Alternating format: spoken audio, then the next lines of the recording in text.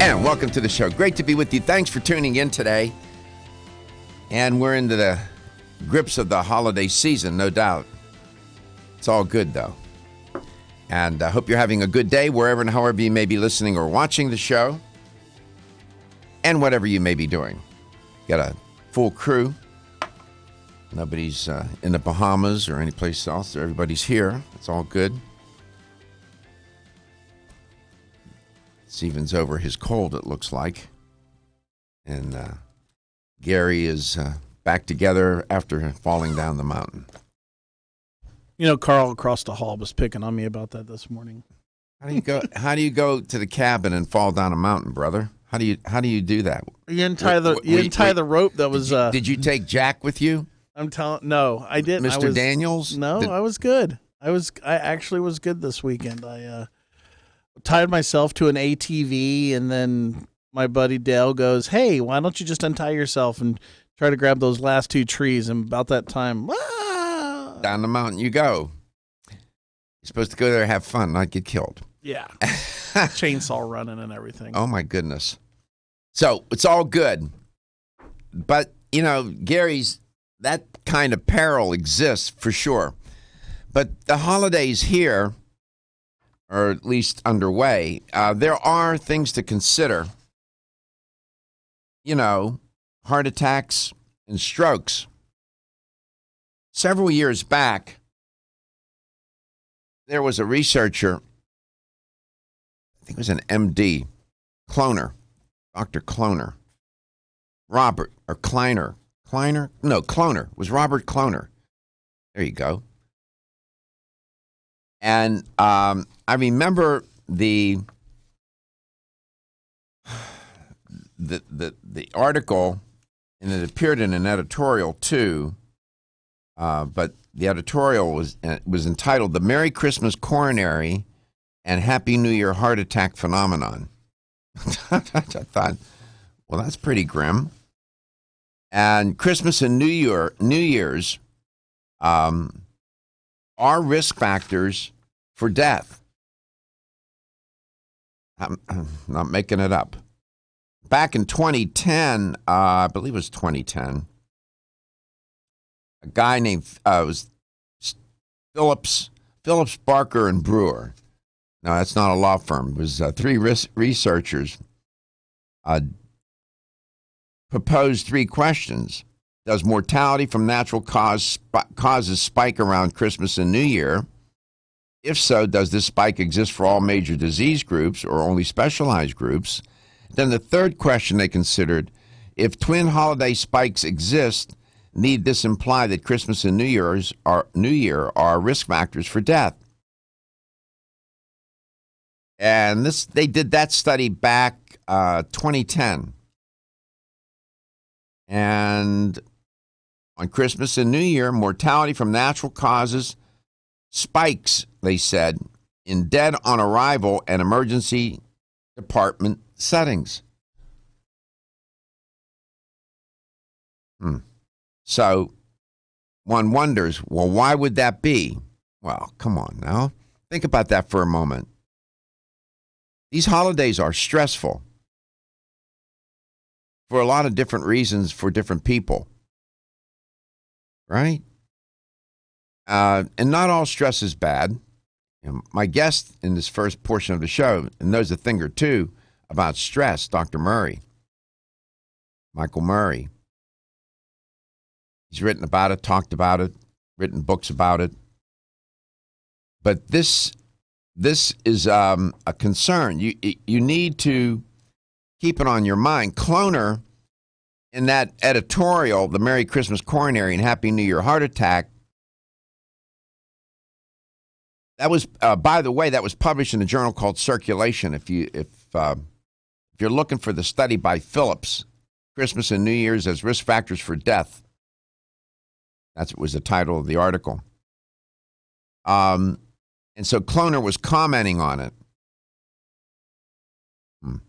So it's real, and you should be mindful about it. I wanted to bring it to your attention.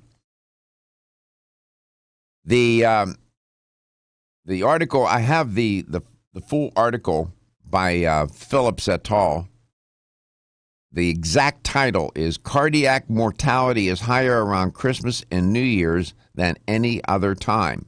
The Holidays as a Risk Factor for Death. Well, that's grim. How about the Grim Reaper? I'm surprised you haven't said anything to me about this and saying, geez, you're awfully dark. Well, no, I was just thinking, how many people actually die on vacation? And well, you brought that up, and I was thinking, Sonny Bono hit a tree. The guy from Sopranos had a heart attack. And I'm like, all these people, and then you're bringing us like vacation. Well, it's stressful. It's very stressful, I'm laughing. Why am I laughing at Sonny Bono? He hit a tree, and he was on vacation. You're supposed to be relaxed and enjoy yourself, not be stressed. He was skiing. God, that's terrible. Stephen, I shouldn't be laughing. But it made me laugh, man, when you said that. Sonny Bono on baby hit a tree. Tony Soprano. The guy from Tony Soprano, he was walking around and had a heart attack because he was a good. I loved him. He was a good actor, not Tony Soprano. But I can't think of his. Steve, do you remember his name? Italian boy. Yeah, Gandolfini. James Gandolfini. I liked him, but it's right. So, Dr. Murray, are you? We're going to bring you on with that intro. Are you concerned about the holidays? Well, you're right. There's a lot of things that go into the statistics. I think loneliness is a big factor, and So, there's a lot of lifestyle factors to consider, but I think there's a lot of psychological and emotional factors that come into play. And so that's you made a good point, Dr. Murray. When I said stress, people probably thinking, people on airplanes running through the airport, dealing with family issues and blah blah. But loneliness is very stressful, is it not? Oh, absolutely. The longest study in the history of medicine, looked at these groups of men, one from low socioeconomic status in Boston, and the other kind of the blue bloods at Harvard. And this started, I think, in the 20s. And when they sifted through all this data of these guys' lives and their offspring as well now. And the thing that really stuck out was the greatest determinant of longevity is the quality of their connections with people in their lives. If people don't have those quality connections, all causes of mortality increases dramatically. And that was the biggest finding from that study. They looked at lifestyle, they looked at diet, but it was these connections that we have that are so important, and that turns out to be one of the key factors in living a long and healthy and happy life. So I think if I had to answer the question, why would mortality go up during holidays, I would say it's because of the feelings of loss of connection or loneliness. It's a well-stated point and resonant this time of year. That Harvard study of adult development, that was a 75-year longitudinal study that Dr. Murray's referring to of men, and they concluded that loneliness was toxic. And the more isolated people are, the less happy they are, and brain function declines as well as physical health, hearing loss, isolation, no communication, miscommunication. And there's so many people sitting out there, even in this audience, alone, by themselves. It's one of the reasons why we do this show. We're a companion, and we love doing that.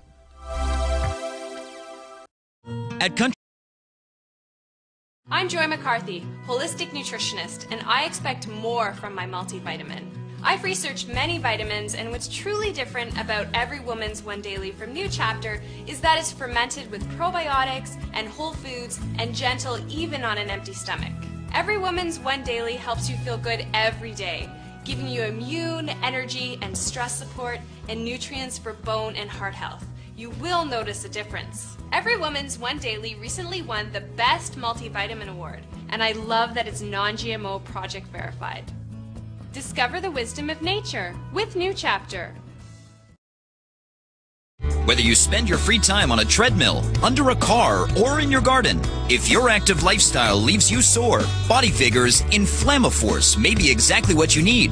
Inflammaforce has a natural herb blend that acts as an anti-inflammatory to help maintain healthy joint and mobility support. There are standardized herbs like white willow, boswellia, turmeric, ginger, and devil's claw. The vegetarian capsule promotes easy digestion and a fast-acting dissolve process.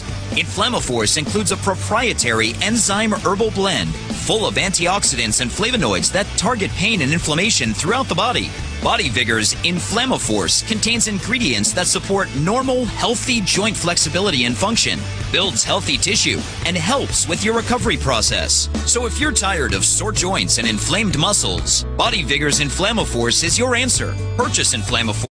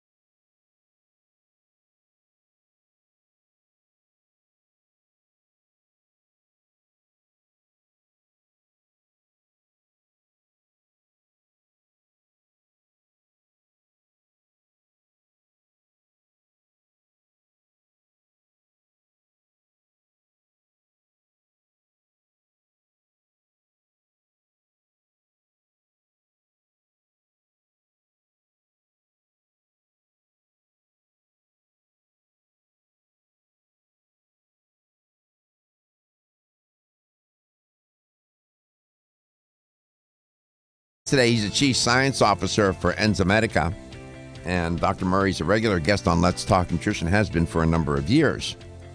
Now, you see the quality of the guest. Now,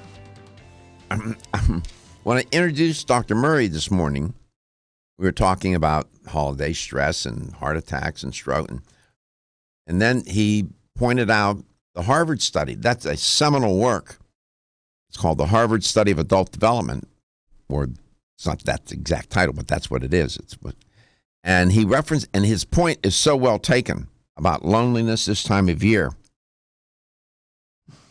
And its impact on quality of life and satisfaction. He didn't come here to talk about that. My point is that the really good guests, you throw something out there, and the depth and breadth of their knowledge, background, and training, they can pick it up and go with it and make an insightful point. That's what we do around here. Here's a way to connect with Dr. Murray and Let's Talk Nutrition from coast to coast and globally. You can reach us at 877-897-8255 or follow us on Facebook at Let's Talk Nutrition. That's one word. Or on Instagram at Let's Talk Nutrition and Twitter at LTN Radio. Don't forget, Dr. Garko's personal email is drgarko@letstalknutrition.com. Dr. Murray, welcome back. I hope and trust that you had a nice a day of gratitude celebration this year, Thanksgiving, and we're glad to have you on today. Oh, it's my pleasure. Yes, I was in luxury in Maui with my 12-year-old daughter. We had just a wonderful holiday, and I trust you had the same. I did. I was with my daughter who just got back from India. She was 3 weeks there working on a project.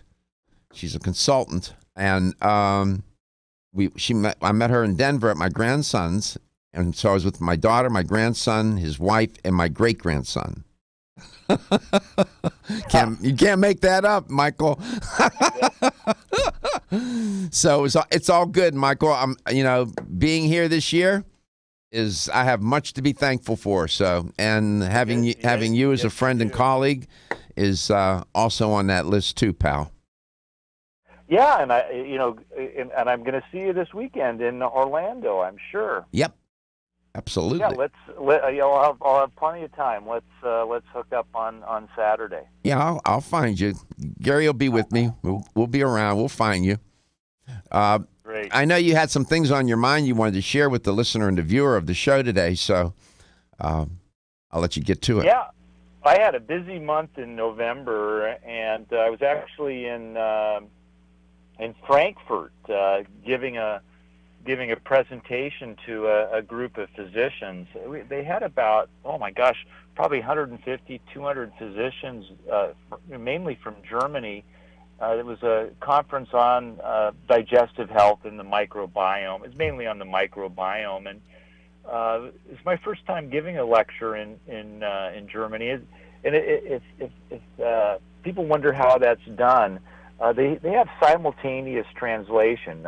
So most of the audience had headphones, and I would say something in English, and as soon as it came out of my mouth, it would be translated by these guys in a little soundproof booth, and it would be broadcast to the German speaking audience in German. It's really amazing.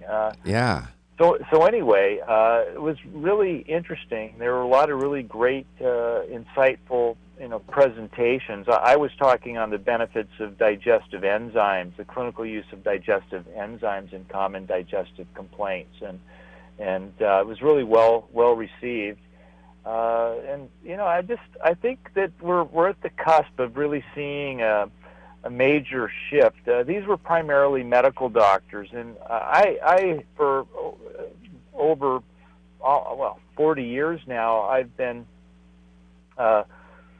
looking at the medical literature and seeing trends, and there's no question that what's happening in conventional medicine is that there's a big shift starting to happen finally away from drugs, and that's particularly true in digestive health, because the bottom line is that many of these drugs simply don't work, and they end up causing more harm than good, particularly these proton pump inhibitors.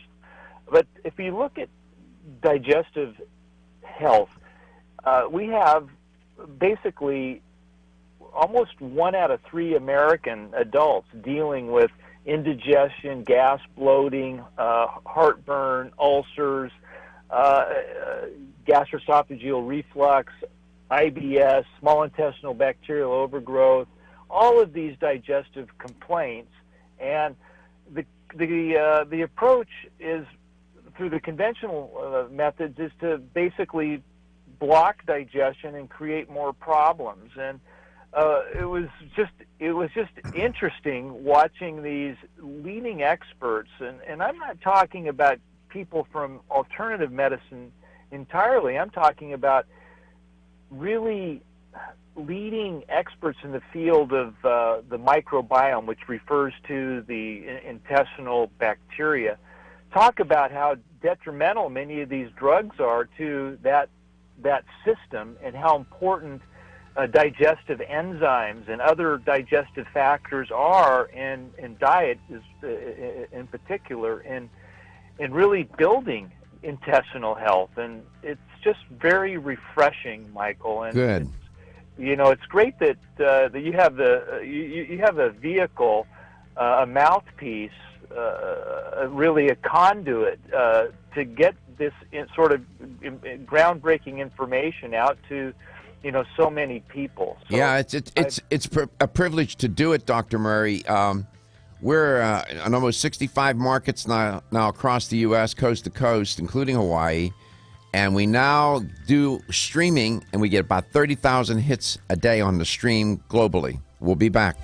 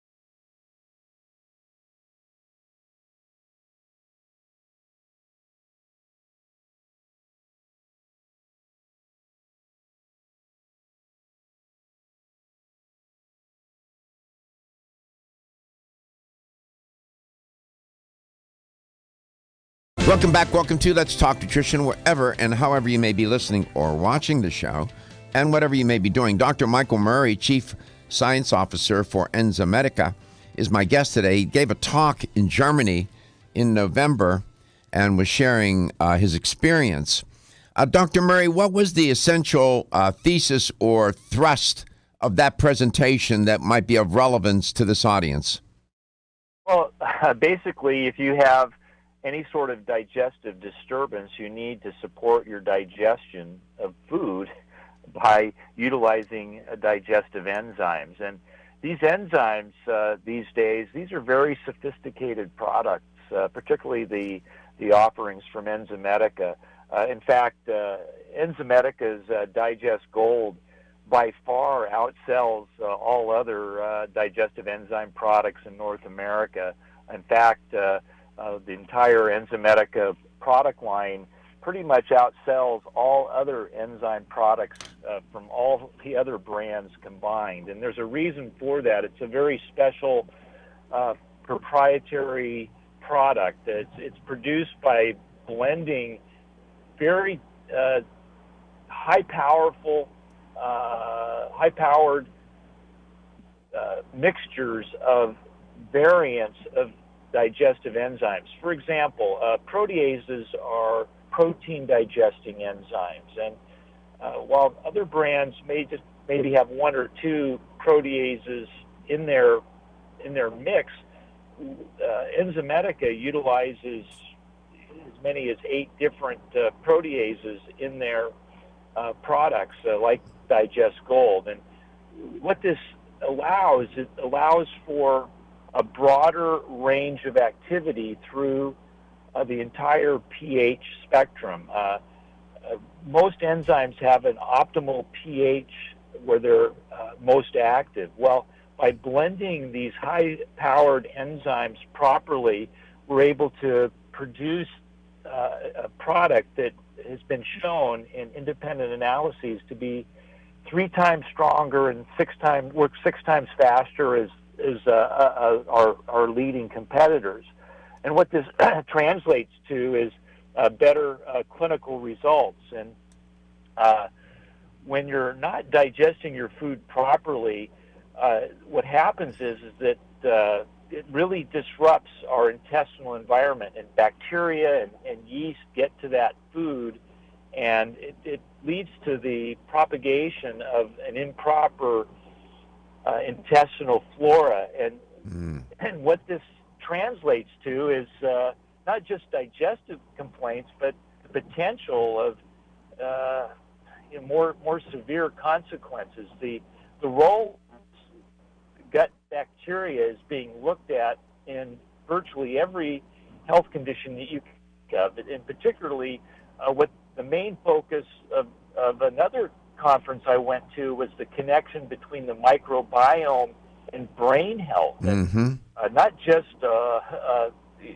anxiety and depression, but Alzheimer's disease and many other brain disorders being linked to altered intestinal flora. So my talk was on how these mixtures of digestive enzymes produced by Enzymedica can be used to help improve digestion, and it just makes sense. I mean, one of my best examples is that if you have a child that has colic, if it's an infant and they're on a formula and they're suffering from gas and bloating and maybe diarrhea or constipation, what the doctor, the pediatrician, is going to do is going to suggest, hey, well, let's move to a different type of formula, and often they utilize these hypoallergenic formulas. And the only difference between a hypoallergenic formula and a regular infant formula is that hypoallergenic formula has been partially digested by what?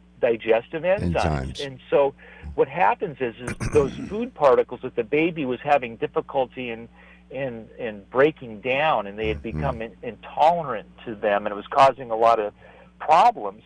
Those compounds were broken down by the digestive enzymes, and then the baby is able to tolerate that new formula. Well, we also know that people that have lactose intolerance. If you give them the enzyme lactase, they're able to break down that sugar in milk, and they're able to tolerate milk much better. Well, the same sort of thing with food intolerance occurs for a number of different food components. But the great thing is that utilizing these digestive enzymes, and there's specialty formulas such as glutenase, but the key point is that when you improve the digestion of food, you improve digestive symptoms. And indigestion, whether it's gas, bloating, or heartburn, is often caused by insufficient breakdown of food. And by utilizing these enzymes, we break down the food properly, and that leads to an improved microbiome, improved type of kind of I like to say, a garden of bacteria in our intestinal tract, and that leads to improved health. You mentioned that in the particular Enzymatica product, you said that there were, you zeroed in on proteases. Could you explain to the listener and the viewer of Let's Talk Nutrition what proteases are and why the variety of proteases in the product?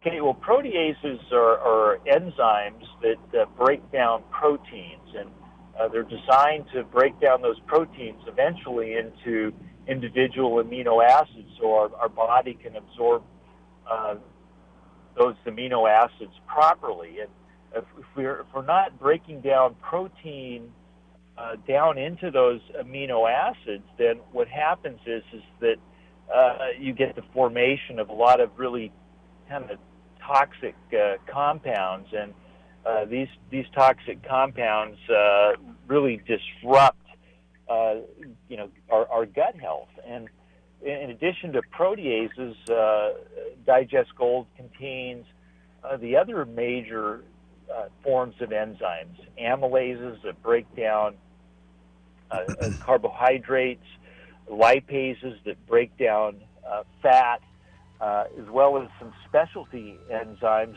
that break down other food components. Sure.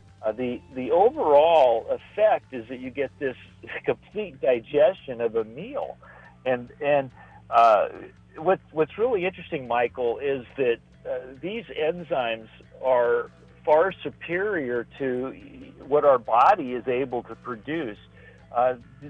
These enzymes, as I said, are very sophisticated, and these days these enzymes are produced mainly through microbial fermentation. So bacteria and yeast are used to produce all sorts of different enzymes, and these are then filtered off. And then we'll continue the narrative when we come right back with Dr. Michael Murray.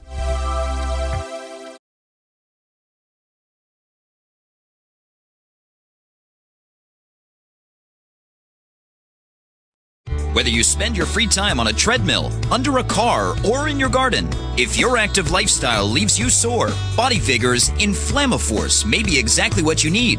Inflammaforce has a natural herb blend that acts as an anti-inflammatory to help maintain healthy joint and mobility support. There are standardized herbs like white willow, boswellia, turmeric, ginger, and devil's claw. The vegetarian capsule promotes easy digestion and a fast-acting dissolve process. Inflammaforce includes a proprietary enzyme herbal blend full of antioxidants and flavonoids that target pain and inflammation throughout the body. Body Vigor's Inflammaforce contains ingredients that support normal, healthy joint flexibility and function, builds healthy tissue, and helps with your recovery process. So if you're tired of sore joints and inflamed muscles, Body Vigor's Inflammaforce is your answer. Purchase Inflammaforce exclusively on Amazon.com.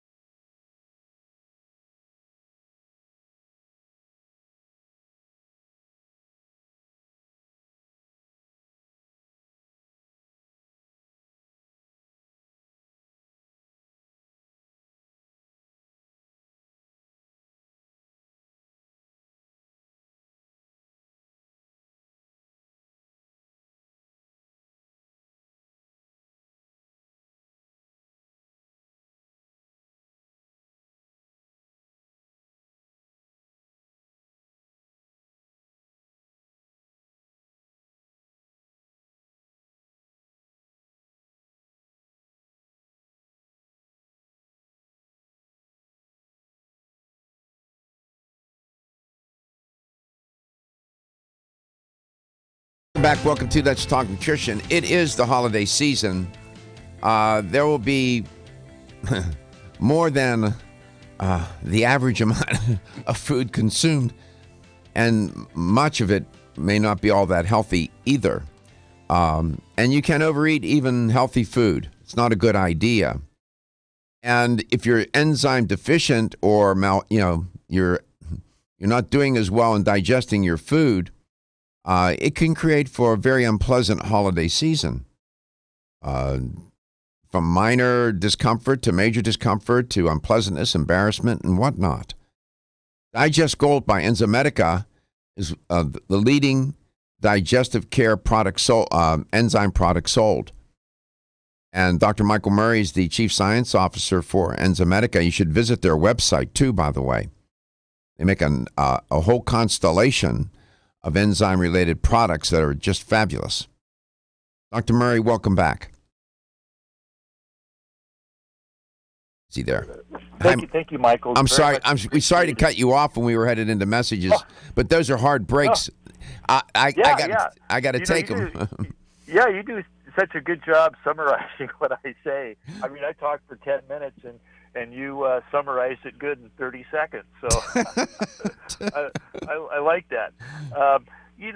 Michael, sometimes when I look at things, they're so obvious to me, and I wonder why they're not obvious to others. I mean, if you have difficulty with digestion, doesn't it make more sense to support digestion by giving a tool that your body can utilize to break down food properly so you don't have these symptoms?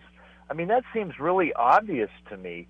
But instead, what happens is that people take something to block the symptoms, and in the process, it leads to kind of a snowball of all sorts of problems.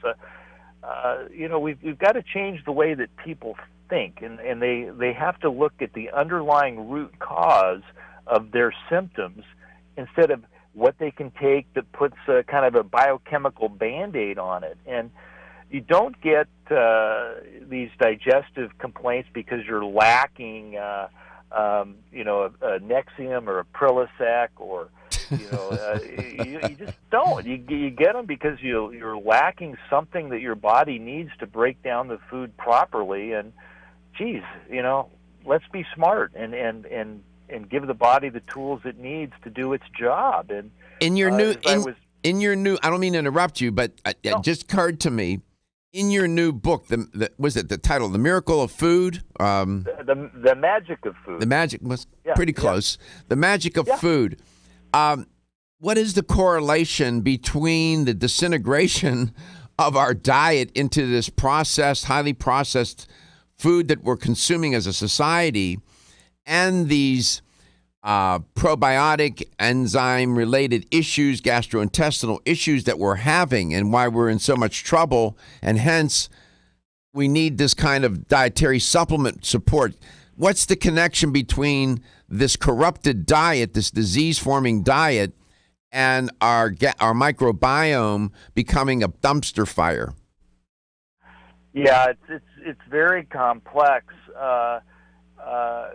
Until recently, there was no real way to know what was going on in this microbiome. But now, through very sophisticated, basically DNA studies, are able to really see the effects of diet on this milieu of different types of microorganisms in our gut. Sure. There are a few key aspects that keep coming up all the time in this research. One is that diet has a huge effect on the microbiome, but it's not just diet; it's our ability to digest that food. And if we're digesting our food properly, which most people aren't, then what we're seeing is that a healthy diet, like the Mediterranean diet, is the one that's been studied quite a bit.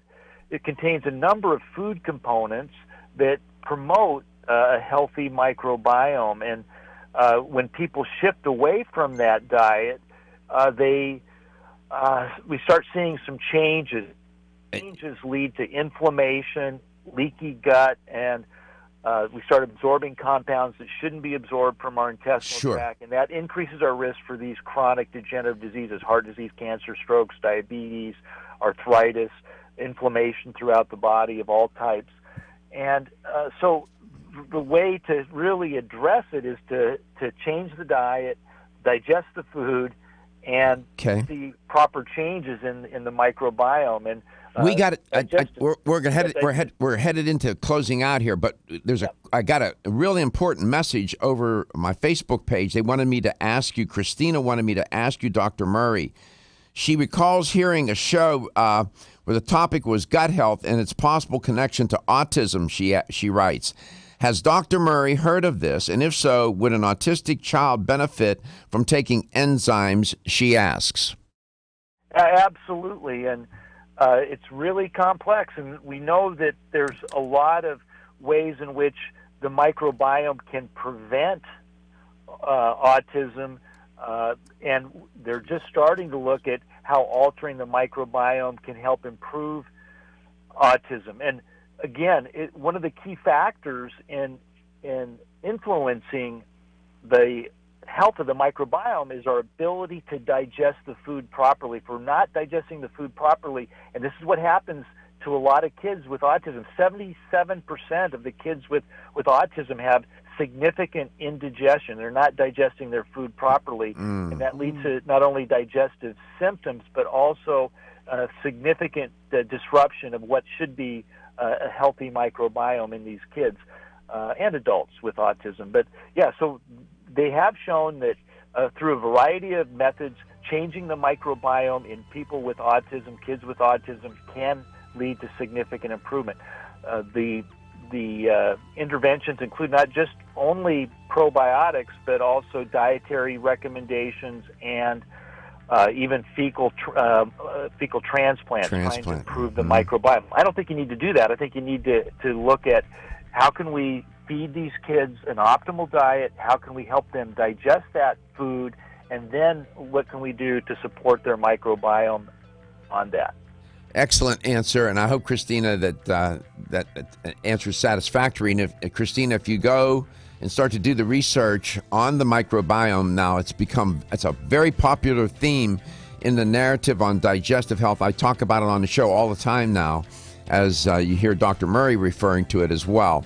Dr. Murray, again, thank you so much for being on the show today. We really enjoyed it. The only problem is never enough time. We'll see you this weekend at Soho, right? Absolutely, and I look forward to it, Michael. We'll have some quality time together. I'm getting to South Florida a lot, and we need to hook up and work out, hang out, have some meals together, and just. Really I would love that, and we love you, Dr. Murray. You take care of yourself. We'll see you this weekend. We'll be back top of the hour.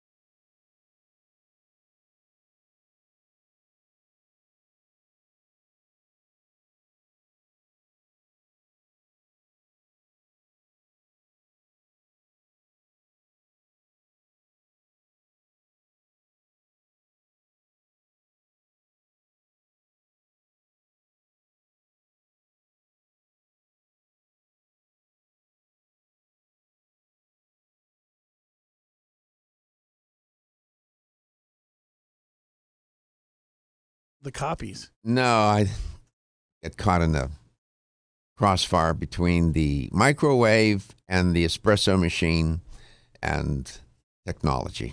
Well, it's funny because I got in an argument over the weekend about coffee. And coffee's, the whole argument, coffee's bad for you. And I'm like, no, it's not, because it has antioxidants in it. And that's what you taught me. Yeah, drinking 2 pots a day is not a good idea. And most Americans get their antioxidants, most of their antioxidants from coffee. It does have, consumed in large quantities, does have deleterious side effects. You got to be careful. And I like caffeine in terms of it lights up the brain. It does light up the brain, but you can get hooked on it, and you have to be careful. I don't drink coffee all day. I don't do that. I'm not a fan. And it will suppress appetite. It can, you should, when you're drinking coffee, make sure you drink a lot of water. And so on. But there are many health benefits associated with coffee. There are also some side effects, but on the whole, it's not a bad beverage to consume. It's the quantity, and so I'm a fan. I know we were talking about the fasting diet yesterday, and intermittent fasting, yes. Yes, and one of the things is you can have black coffee or black tea. Mm-hmm. I don't know what black tea is. It's what it is. Black tea. No, I mean, is it because you have green tea and white tea? And you have white tea. Yeah, it's a type of tea, white tea, all these different teas. And be mindful, when we make tea and we're using a tea bag, where you have to extract the chemicals from the plant, from the product, from the plant, right? It's in the tea bag, and it's hot water. That's what you're using. Herbalists do this all the time. There are different extraction methods. That's an ancient extraction method. And all these different teas, some people are connoisseurs. I mean, you can give them a black tea or a white tea or a green tea, and they'll be able to tell you what it is. I'm not that good at it. Others are. There's a nice shot of Gary in the studio that gives you a sense of what's going on in here. You see all the different monitors and whatnot. But I'm a fan of tea as well. And be mindful, too, if you're drinking some of these teas before you go to bed, make sure you're drinking the right one. There are different ones. Like chamomile is wonderful before bedtime. Doing a big, 8-ounce cup of green tea jacked with caffeine, not a good idea. Now, you can get these teas decaffeinated. Okay. They have them. I also prefer organic when possible. So my guest today, Neil Levin, is going to be talking about sweeteners, and I can ask him about teas. That was the whole thing. I was thinking about, because we were talking about stevia, and Mr. Encyclopedia. Others. I know, and honey, and you said honey because honey does not affect your sugar. It does. Honey is a sugar, and it's better. Is it better? Look, we'll ask. We're going to ask. I'll ask Neil about this, and you're going to see. Some people say there's no sugar is sugar. It makes no difference. I disagree with that. I think the source. I think sucrose is white table sugar is different from Manuka honey. Okay. If you ask me, you want a tablespoon or a teaspoon of table sugar, sucrose, or a teaspoon of Manuka honey, I'll take the Manuka honey every time. Good question. We'll ask Neil about that. I just want to mention to you something that occurred off air. I won't mention any names, but I had a caller contact me off air, and the caller had somebody in the family passed away, very close. During this time of year, it's so difficult. And I just want to say this to you. When we lose someone, it's very difficult. It's an understatement, and how to cope. And I feel privileged to she reached out to me to share that. And, you try to comfort someone. It's so difficult. When you lose a child, especially in this particular case.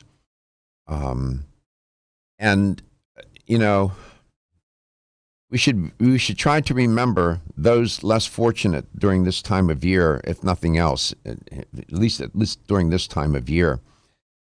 And one of the things I've learned over this past year in my own battle with 2 different forms of cancer at the same time is that we're all in this together,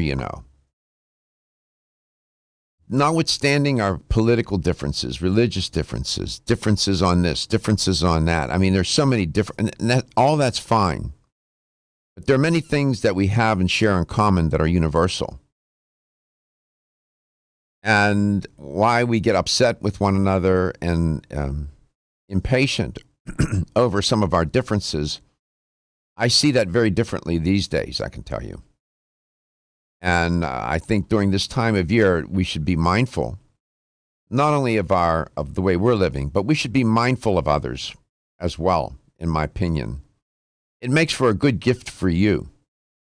You'll feel better, you will do better, and you're doing better for others. You lose my mom not long ago, and even my dad and whatnot. He died many years ago. You think of all of these wonderful people in our lives that are gone. But you know what? There's some wonderful people in your life that are still here. And, sometimes the gift can be just to acknowledge them, to confirm them, to let them know that you care about them, in spite of your differences. And I know sometimes it's very difficult. Families with arguments and rifts in the family. And these become exacerbated and highlighted during this time of year for some reason. It just works out like that, doesn't it? But if you can overcome that and just realize that at the end of the day, we share so much that in common, and that is our life and our death. And those 2 moments are so monumental in each person's life. And I just wanted to say that. I know we get caught up in the flow, in the stream of this holiday, gift giving, and we forget why we're doing all that in the first place. We're doing it because we care about others, right? We're trying to tell them, say, I'm giving you this gift. This is my way of saying that I thought about you, I care about you. But sometimes, in addition to the material gifts, I guess what I'm saying is that the non-material gifts, just to sit down with somebody across the table or on the sofa and just to hold their hand and tell them you love them. That's a wonderful gift. So I'm just saying, if we can just be mindful about that.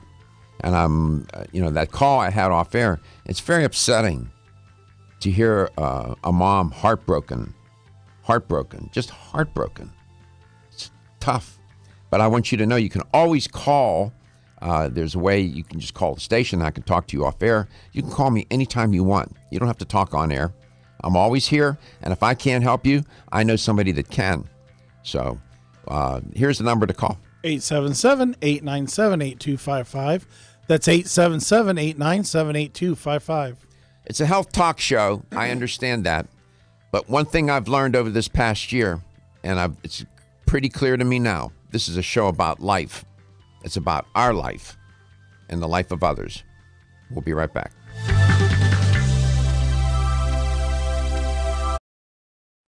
Whether you spend your free time on a treadmill, under a car, or in your garden, if your active lifestyle leaves you sore, Body Figures Inflammaforce may be exactly what you need. Inflammaforce has a natural herb blend that acts as an anti-inflammatory to help maintain healthy joint and mobility support. There are standardized herbs like white willow, boswellia, turmeric, ginger, and devil's claw. The vegetarian capsule promotes easy digestion and a fast-acting dissolve process. Inflammaforce includes a proprietary enzyme herbal blend full of antioxidants and flavonoids that target pain and inflammation throughout the body. Body Vigor's Inflammaforce contains ingredients that support normal, healthy joint flexibility and function, builds healthy tissue, and helps with your recovery process. So if you're tired of sore joints and inflamed muscles, Body Vigor's Inflammaforce is your answer. Purchase Inflammaforce exclusively on Amazon.com.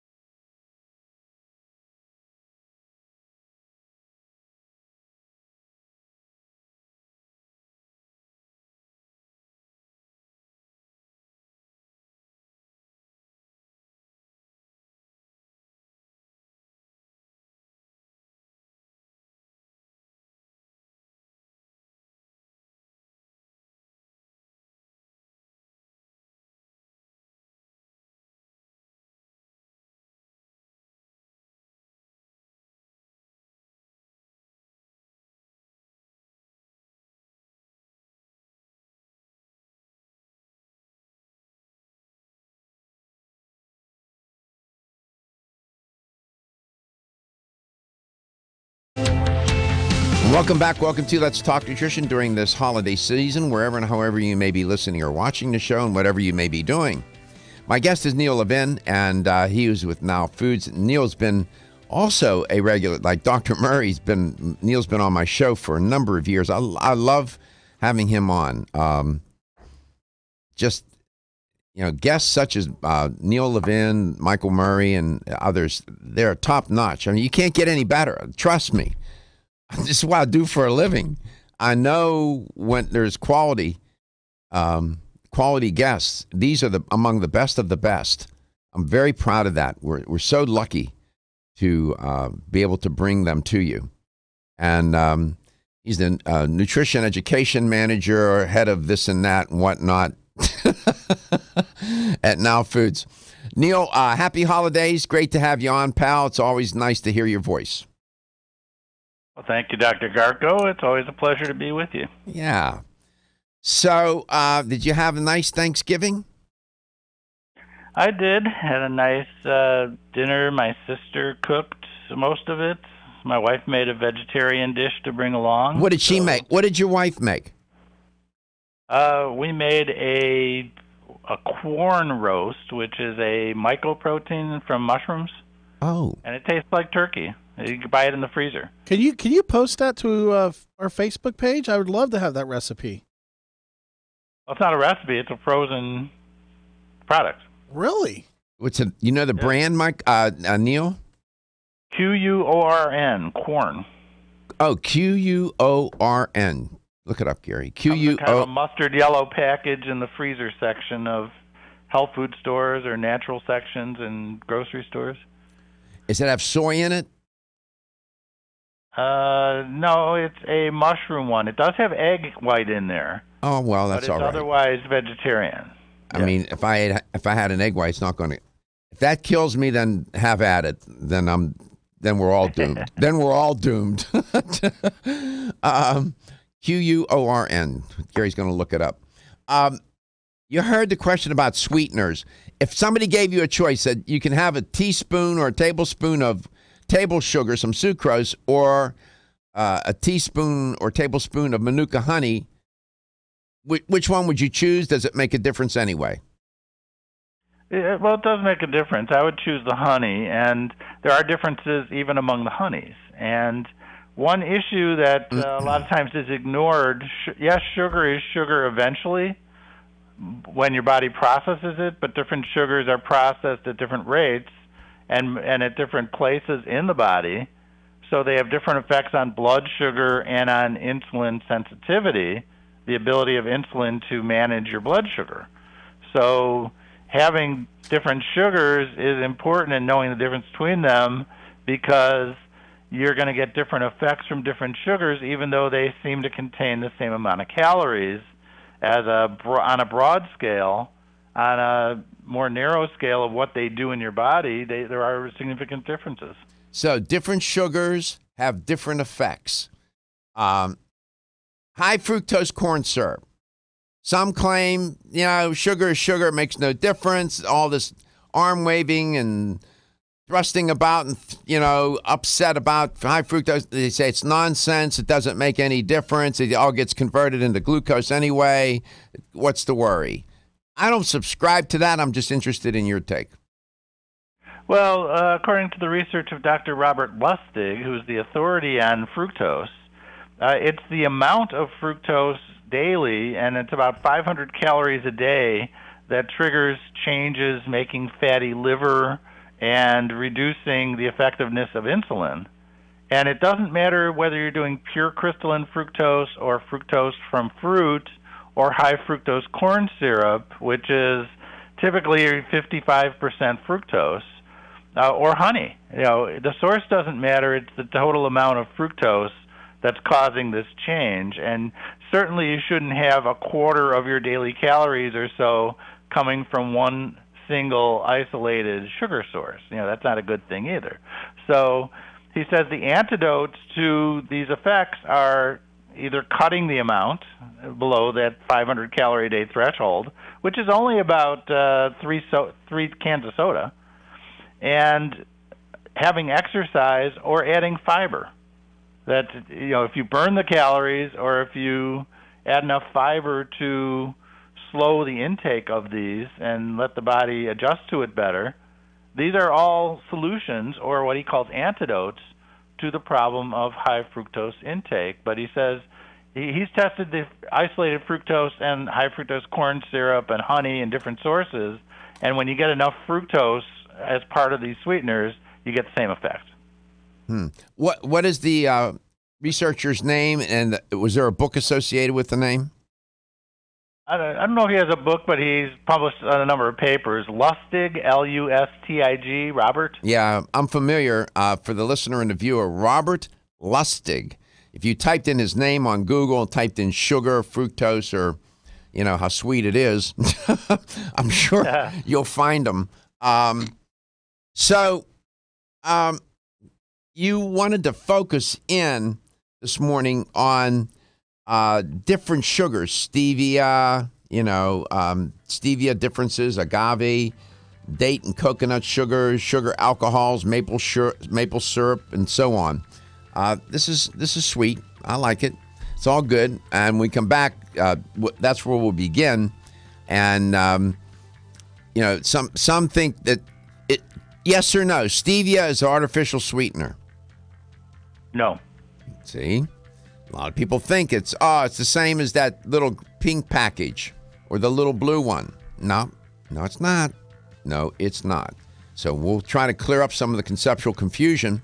That's what we do around here, try to educate and empower ourselves, me included, so that we can take charge of our health and have better quality of life and live a longer life. That's a pretty nice gift to give yourself. Let's talk nutrition, coast to coast and globally.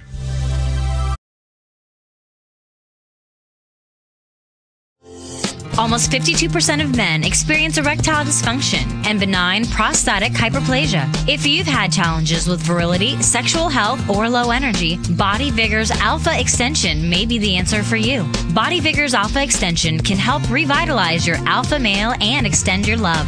Our formula is one of the highest quality nutraceuticals available, formulated to support the processes involved in promoting a healthy male sex drive, energy, and stamina. Alpha Extension has 2 powerful herbal blends, Virilomax, which focuses on male sexual health, and T-Pump Activator, which helps balance your testosterone levels. Revitalize your alpha male with Body Vigor's Alpha Extension, exclusively available on Amazon.com.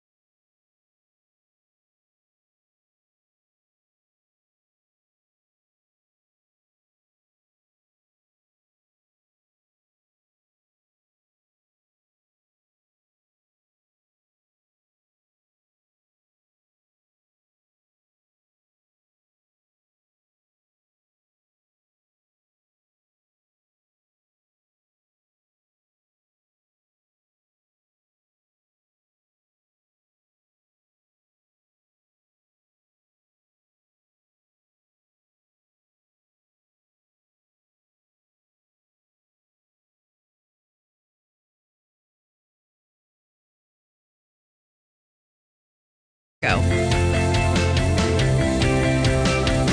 We were in the middle of a conversation, and you had to move the microphone when we talk. Yeah, this is radio, Michael. Not just TV. I need a mic. Welcome back to Let's Talk Nutrition. Great to be with you. Neil Levin's my guest. A good topic. Sugars, sweeteners, especially during this time of year. Listen to me. Stevia is not an artificial sweetener. Right, Neil?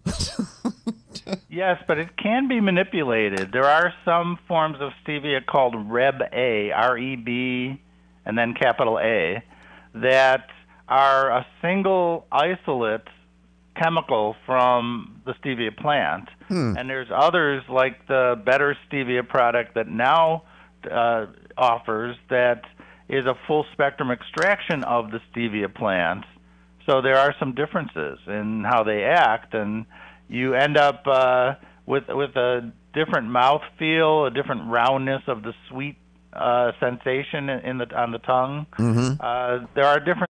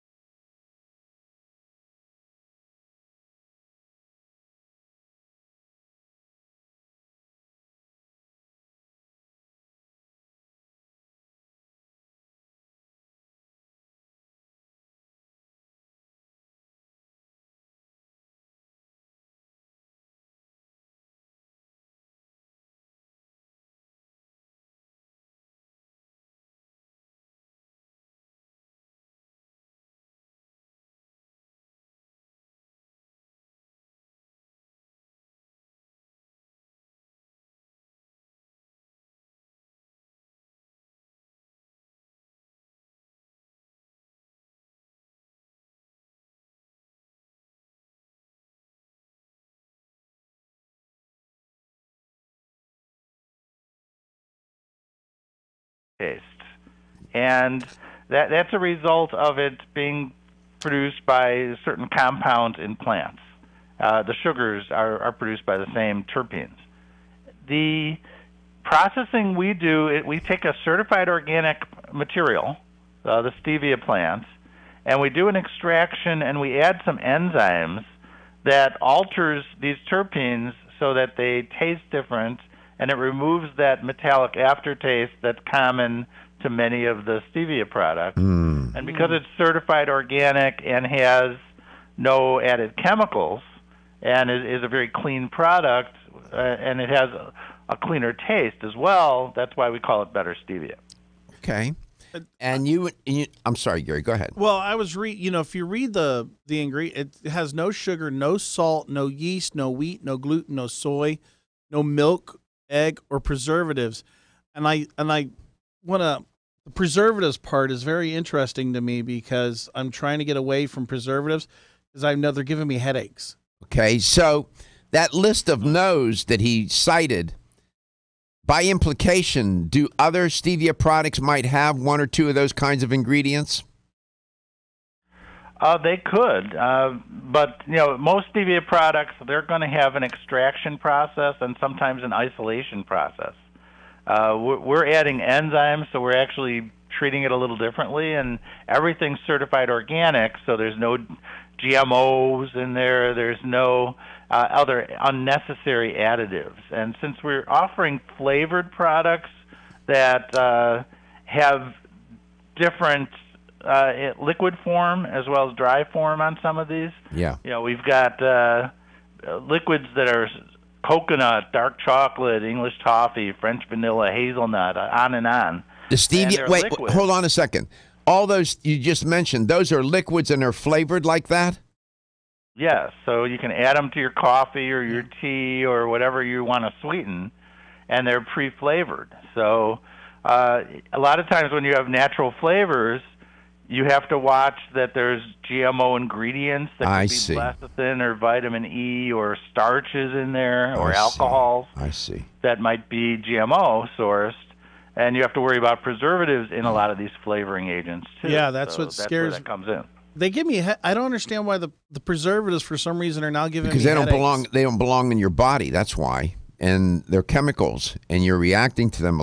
It's like an allergy. That's a foreign agent in quotes, and you don't do well with it. Some people can do it, and they don't get a reaction. Others are more sensitive. Everybody's biology, chemical biology is different, so to speak, in reaction to different chemicals. So you have the powdered stevia from now, and it also comes in liquid form as well. And the packets. And the packets. And a bulk powder. Okay, okay. You mentioned in your notes to me, you talked about agave. That seems to be, even Starbucks carries, they give you an alternative. You want some honey or do you want agave? I say both. What's up with agave? Well, agave, they take the agave plant, the base of it, and they chop it up. It looks like a big pineapple when they cut the leaves off. And they crush it and they get the liquid out. And then they either heat or add enzymes to it to turn the starches in there into fructose. So it becomes a source of fruit sugar, fructose, in the agave material, which is kind of similar to honey. Honey is often a blend. There's different honeys vary based on the sourcing, but there's usually a certain amount of fructose and a certain amount of glucose in the honeys. And some of the honeys that have less effect on blood sugar have higher levels of fructose than glucose, which is more of a fast sugar. So you get the same kind of thing in agave, only it's all fructose. So agave is all fructose. Right. So it's a plant sugar that has no immediate effect on blood sugar. It's a very slow effect. Obviously, if you do a ton of it and you're getting hundreds and hundreds of calories a day, you can have effects on blood sugar management because of its effects on the liver. But at reasonable amounts, you're not going to have a negative effect. So let me understand. By implication, agave is all fructose. There's no glucose. There's no galactose. There's no other ose in there. There's no other sugar. Right. Is it the case then that fructose has less of an effect on blood glucose and insulin levels once absorbed into the bloodstream? It does. It has a low glycemic index. There you go. Okay. See the advantage now? You see why there's a difference here? It's a difference in chemistry, it's a difference in taste and feel and how you see it, smell it, but it's chemistry. And so the chemistry part is really critical in terms of metabolic effects. Taste, and even the taste, you get different. Agave tastes different than honey. Yeah. Table sugar tastes different than both. So this, you would think this should be really simple. Well, we saw that thing where they made the table sugar and they make it with arsenic, and I was like, okay, there's just something not right with that. You don't like a little arsenic in the morning? We'll be right back.